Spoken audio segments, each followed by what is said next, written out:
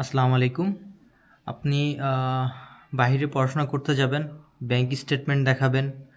তো bank statement যার দেখাবেন তিনি হচ্ছে আপনার স্পন্সর।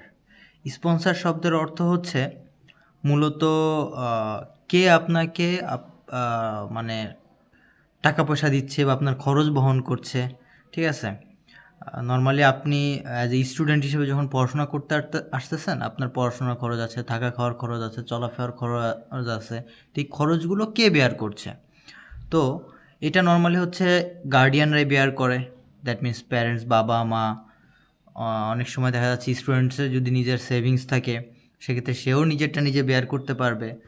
তো মূলত এই স্পন্সারটা কে হবে বা কাকে আপনি দিতে পারবেন? নর্মালি এম্বাসি কি চায়? কারণ অনেকের দেখা যাচ্ছে যে বাবা মাকে দেখাতে পারেন না, ভাই ব্রাদারকে দেখাতে চান, মামা চাচা খালুকে দেখাতে চান, ঠিক আছে? তো নর্মালি সঠিক প্রসেসটা কি? কাকে দেখালে ভিসা হবে বা লিগ্যাল ওয়েটা কি? নর্মালি দেখেন, আপনি যদি কারো কাছ থেকে 2, 4, 10 লাখ টাকা ধার চান, ঠিক আছে, নর্মালি তো চাওয়ার সাথে সাথে তার কেউ দিয়ে দিবে না, তাই না? তো এই ব্যাপারটা হচ্ছে এরকম। তো আপনাকে ওরকমই একজন লিগ্যাল গার্ডিয়ানকে শো করতে হবে, মানে যার সাথে আসলে সামঞ্জস্য যায় যে না, উনি আপনার যে ভরণ পোষণ বা আপনাকে যে স্পন্সর করতেছে বা আপনার ব্যয় বহন করতেছে, এটার যৌক্তিকতা আছে। তো এখানে মূলত ফার্স্ট ব্লাডটাকেই প্রিফার করা হয়, বিশেষ করে বাবা এবং মা। যাদের বাবা এবং মা জীবিত আছেন, তো মূলত হচ্ছে বাবা এবং মা হচ্ছে প্রেফার করে সবাই যে আপনি হয়তো মার অ্যাকাউন্ট দেখাবেন বা বাবার অ্যাকাউন্ট দেখাবেন। এখন অনেক সময় দেখা যাচ্ছে যে বাবা মার অ্যাকাউন্ট থাকে না বা অনেকের বাবা জীবিত নাই বা মা জীবিত নাই। যদি এরকম হয় সেক্ষেত্রে আপনি কি করতে পারেন? তো সেক্ষেত্রে হচ্ছে আপনি আপনার ভাই বা বোনকে দেখাতে পারেন, বড় ভাই বা বড় বোন, ঠিক আছে? আর এর বাহিরে আমি আসলে না যাওয়ার জন্যই বলবো। কারণ ইভেন আপনি যদি ভাইকেও দেখান, দেখেন আমাদের দেশে আসলে ভাই ভাই মাথায় বাড়ি বাড়ি মানে বাইরে বেরি হয় বা মারামারি হয়, এর অভাব নাই, ঠিক আছে? এটা আমাদের ঘরে ঘরে এই ধরনের প্রবলেম। সো আর এটা ওরা জানে। ইভেন ওদের কান্ট্রিতে তো 18, বিশেষ করে মানে বড় কান্ট্রিগুলোতে 18 বছর হয়ে গেলে প্যারেন্টসের সাথে অনেক সময় সম্পর্ক থাকে না বাচ্চা কাচ্চার।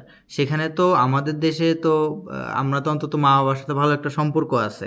তো ওরা ওই ধরনের কালচার থেকে বেড়ে উঠছে। আপনি যাদের কাছে ফাইলটা জমা দিবেন, দ্যাট মিন্স অ্যাম্বাসিডররা ওই ধরনের কান্ট্রি থেকে বিলং করে যেই কান্ট্রিতে 18 বছর হয়ে গেলে বাচ্চা কাচ্চার সাথে আর প্যারেন্টসের সম্পর্ক ওইভাবে থাকে না, ঠিক আছে?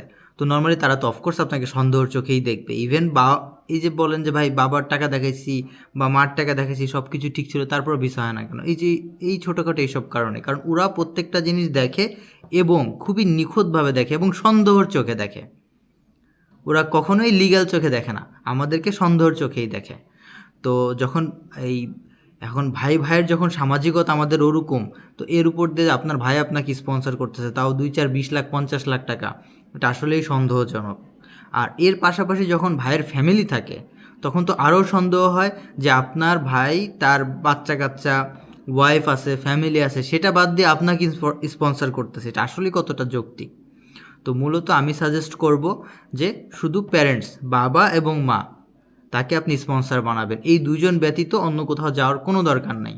এখন যদি আপনার নামে সমস্যা থাকে, এখানে ওখানে সমস্যা থাকে, সংশোধন করে বাবা মাকে স্পন্সর দেখান, এটা বেস্ট হবে, ঠিক আছে? এবং দেখবেন যে আপনার ভিসা পাওয়ার চান্স বেড়ে গেছে, কারণ এটার যৌক্তিকতা থাকে।